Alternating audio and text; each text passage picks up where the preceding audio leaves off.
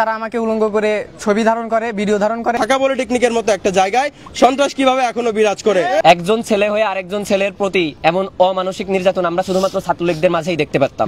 ঢাকা পলিটেকনিকের মতো একটা জায়গায় সন্ত্রাস কিভাবে এখনো বিরাজ করে? যেখানে থাকার কথা মেধাবী শিক্ষার্থী, যেখানে এই প্রত্যেকটি ইটের মধ্যে বিরাজ করার কথা মেধাবীদের মেধা, সেখানে সন্ত্রাসীদের রক্ত ছেয়ে গেছে। এই রক্ত কবে বন্ধ হবে? আমরা চাই অতি দ্রুত এদেরকে ছাত্রত্ব বাতিল করা হোক। এই সন্ত্রাসী আর শিক্ষা যদি চলমান থাকে তাহলে এই প্রতিষ্ঠানগুলোতে সন্ত্রাসী চাষ করুক, আমরা চলে যাব। যদি আগামী 24 ঘন্টার মধ্যে তাদের ব্যবস্থা না নেওয়া হয় তাহলে আমি আবারও প্রশাসনকে জানিয়ে দিতে চাই, এর বিরুদ্ধে আমরা আবারও এই পুরো ক্যাম্পাস ঢাকা পলিটেকনিক আমরা শাটডাউন করে দিব। তো আমাকে যেই ইস্যু নিয়ে মারা হয়েছে সেটা হইতেছে যে আমি ক্যাম্পাসে আসছিলাম, আমাদের বড় ভাইদের গায়ে অনৈতিক কারণে যে মারা হয়েছিল, এই কারণে আমি ক্যাম্পাসে আসছিলাম। আসার পরে আমি ক্যাম্পাসে ঘোরাফেরা করি, তো ক্যাম্পাসে সিনিয়রদেরকে মারার যে উদ্দেশ্য, সিনিয়রদের মারা, এটা আসলেও একটা লজ্জাজনক বিষয় এবং অপরাধ। তো সেই বিষয়ে আমি এখানে আসি। এই ঈদে জামা জুতো অ্যাকসেসরিজের ডিসকাউন্ট। যখন ছাত্র দলের নেতাকর্মীরা প্রিন্সিপালের রুমে ঢুকে তখন আমি বাইরে থেকে একটা ভিডিও ধারণ করি, যেন আমার গ্রুপের কোনো জুনিয়র কোনো বড় ভাইয়ের সাথে এরকম অনৈতিক কাজ না করে। তো এই হিসাবে পরে আমাকে তারা ভিডিও করার স্বার্থে আমাকে তারা অনেকেই কলার বাসরায় ধরে, 10-12 জন আমাকে মারধর করার চেষ্টা করে। এর মধ্যে মিহিদি, বাপ্পি, আমার সহপাঠীরা অনেকে ছিল। তো তারা আমাকে আমার ফোন নিয়ে চেক করে যে আমি ছাত্রলীগের সাথে যুক্ত আছি নাকি। তারা সরাসরি আমাকে ওই সময় ছাত্রলীগের ব্লেম দেয়। তো আমার ফোন তারা ঘাটাঘাটি করে কোনো প্রমাণ পায় না। তা আমি একটা স্টোরি দিয়েছিলাম, আপনারা যে একজন বললেন যে স্টোরিটা কিরকম ছিল। স্টোরিটা এরকম ছিল যে 26শে মার্চে আমি একটা স্টোরি দিয়েছিলাম, যে সেটাই লেখা ছিল 26শে মার্চ কারো পৈতৃক সম্পত্তি নয়।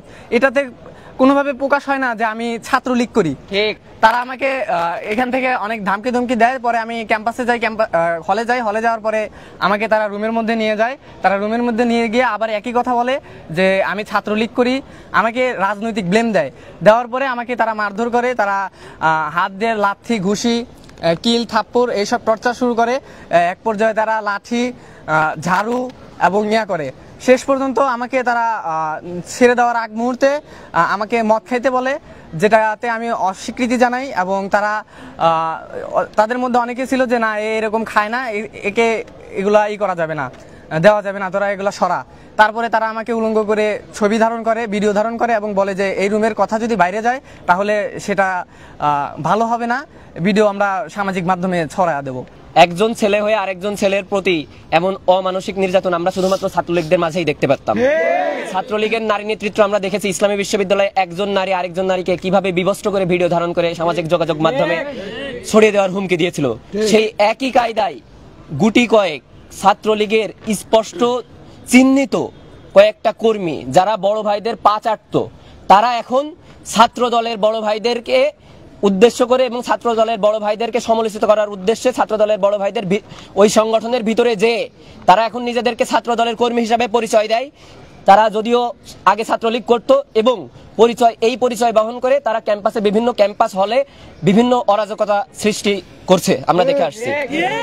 তারই প্রক্রিয়ায় রাকিবুলকে ধরে এভাবে উলঙ্গ করে ভিডিওটা সামাজিক যোগাযোগ মাধ্যমে ছড়িয়ে দেওয়ার হুমকি দেয়।